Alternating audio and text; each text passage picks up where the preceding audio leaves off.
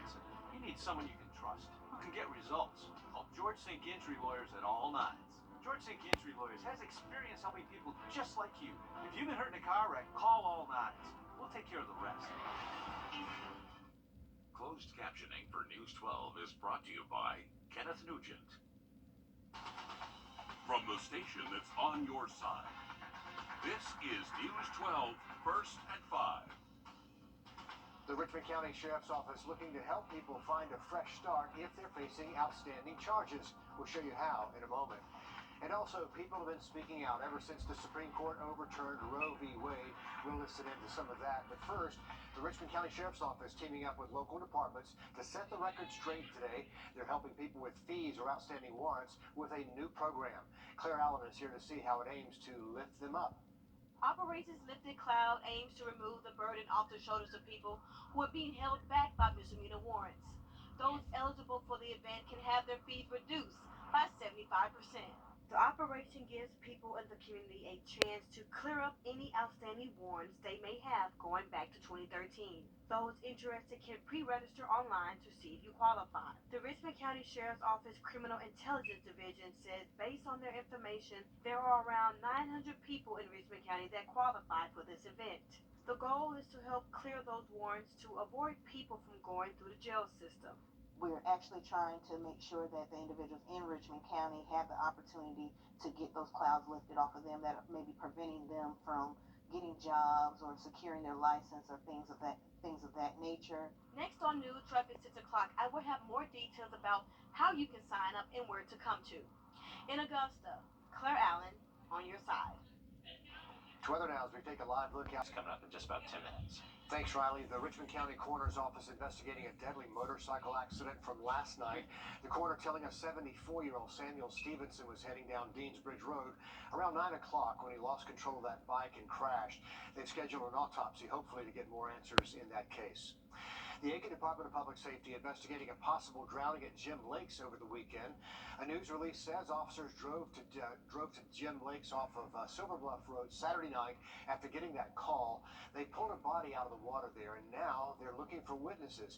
They're specifically looking for a man and woman who may have been at the lake when it happened, and a dark blue car that drove away. These are still images they've just released to us today. Anyone with any information about these people or that vehicle right there, call the Department of Public Safety and ask for the investigator. Law enforcement on high alert after a weekend masked by massive nationwide protest. The Supreme Court's historic decision to strike down Roe v. Wade already sparking new legal challenges. Natalie Brand explains what this means for midterm elections.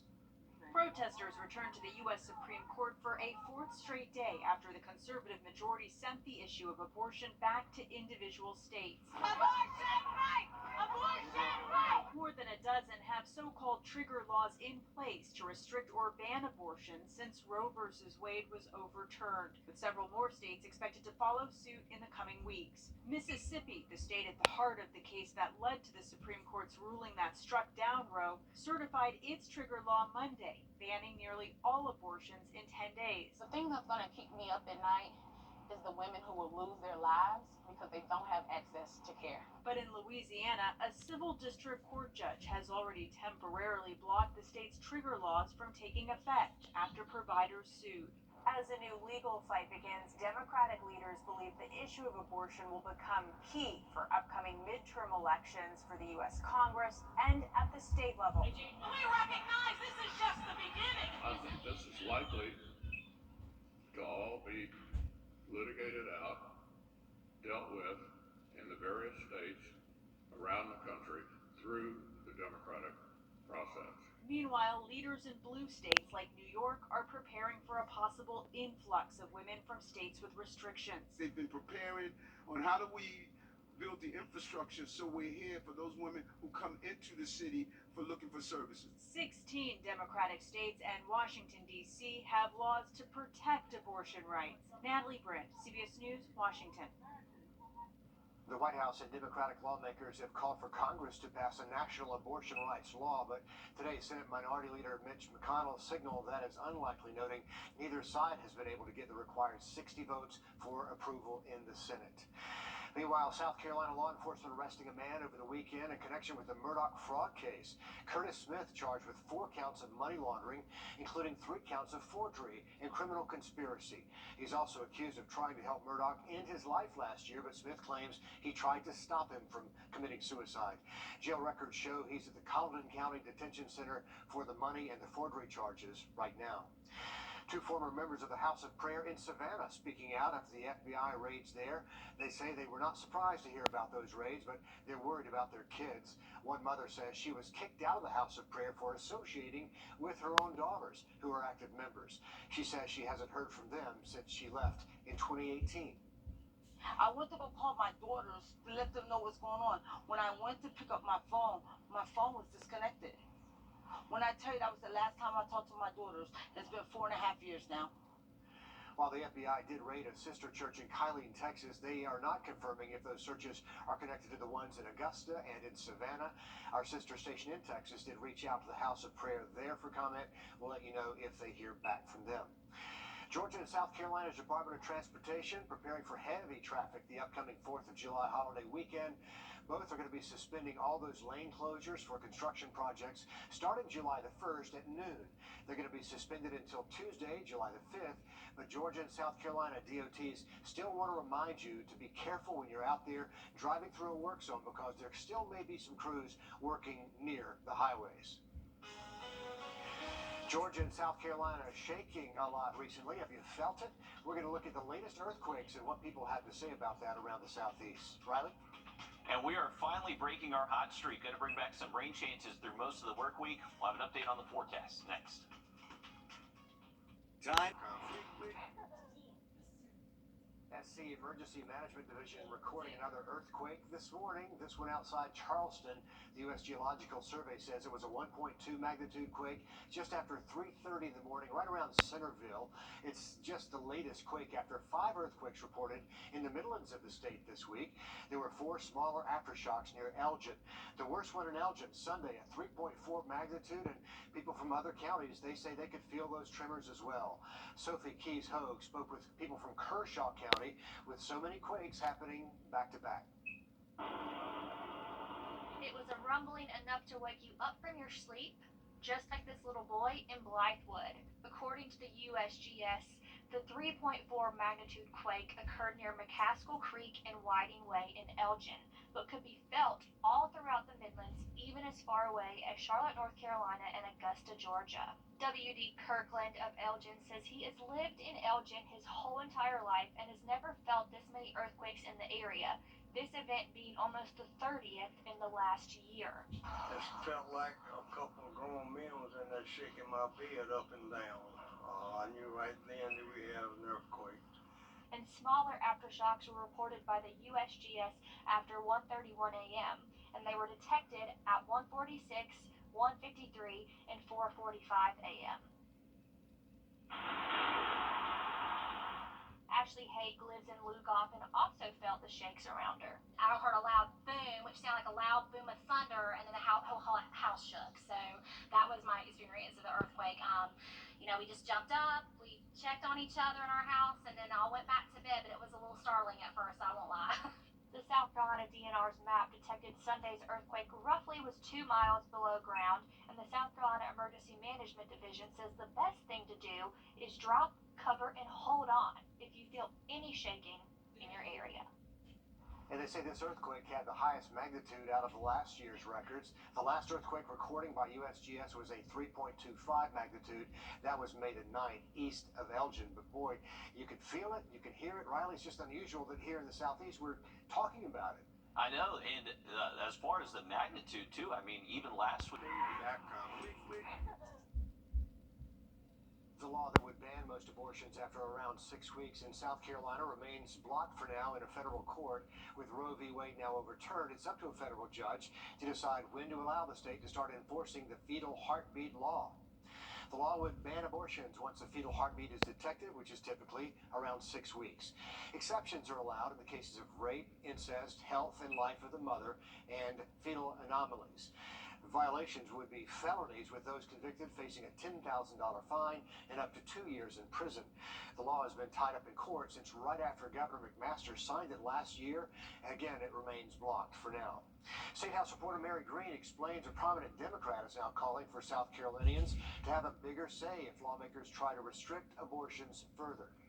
With Roe v. Wade now overturned, opening the door for state legislatures to impose even tighter restrictions or total bans on abortions, it is very likely the South Carolina General Assembly will return here in the coming months to change state law.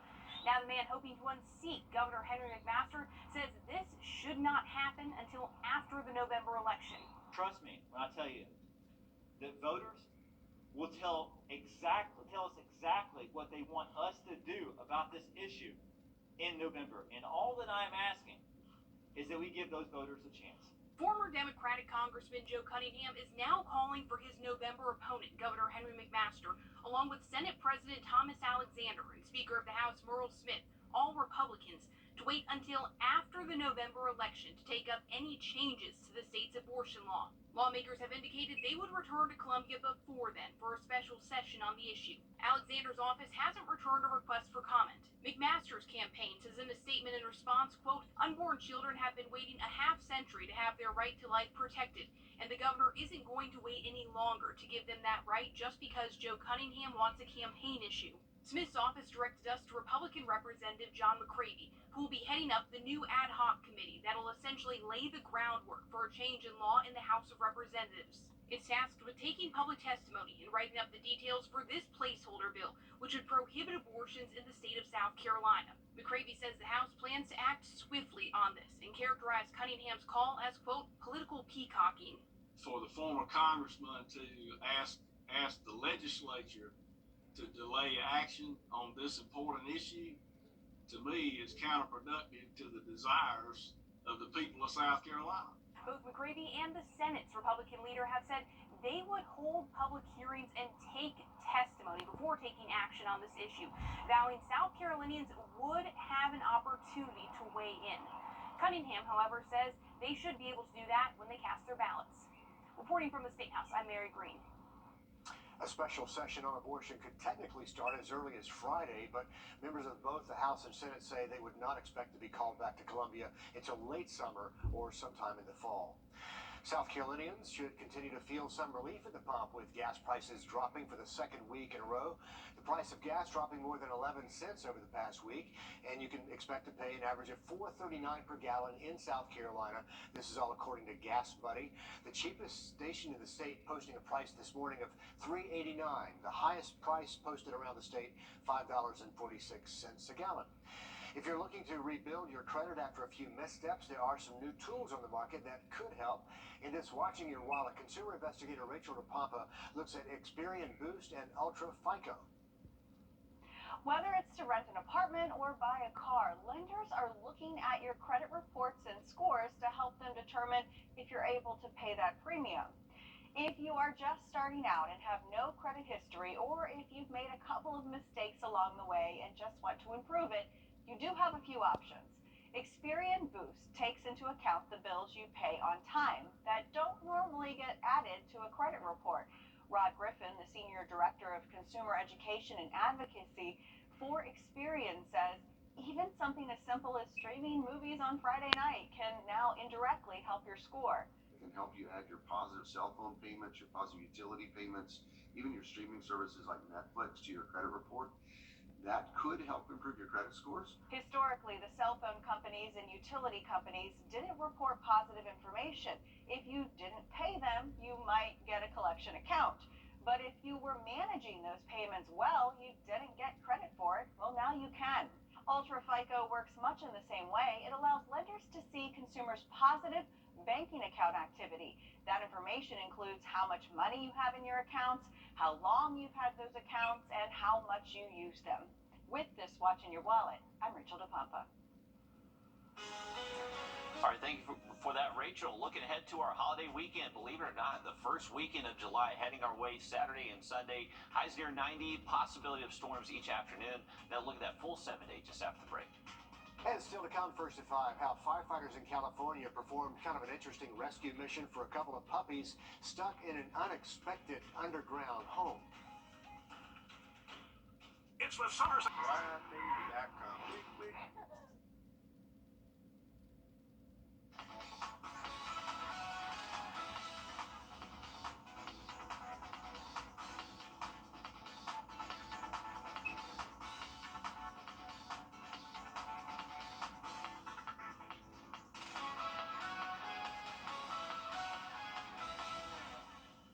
Firefighters from the San Bernardino Fire Department rescuing a pair of puppies after getting stuck in a tortoise den. This is Yucca Valley, California. Those dogs really trapped down there for hours. They couldn't get out because there was a 1,000-pound tortoise blocking the exit. There they go. Firefighters first tried to lure the tortoise from its den with a watermelon. That was no good. So after 2 hours of digging, old-fashioned shovel work, the crew successfully got those puppies, Pio and Finn, out of that den. Riley, imagine the confusion of the turtle. I know it, and we were talking about how they were puppies earlier. Those look like some pretty big dogs, but that turtle obviously was way bigger, but very crazy stuff. Glad it had a happy ending. But looking at our week. Riley, thanks very much. 3 teenagers shot and killed in Aiken over the weekend. We're talking with investigators about what they know about these shootings. We First at 5 continues after a short break. George St. Gentry, lawyer.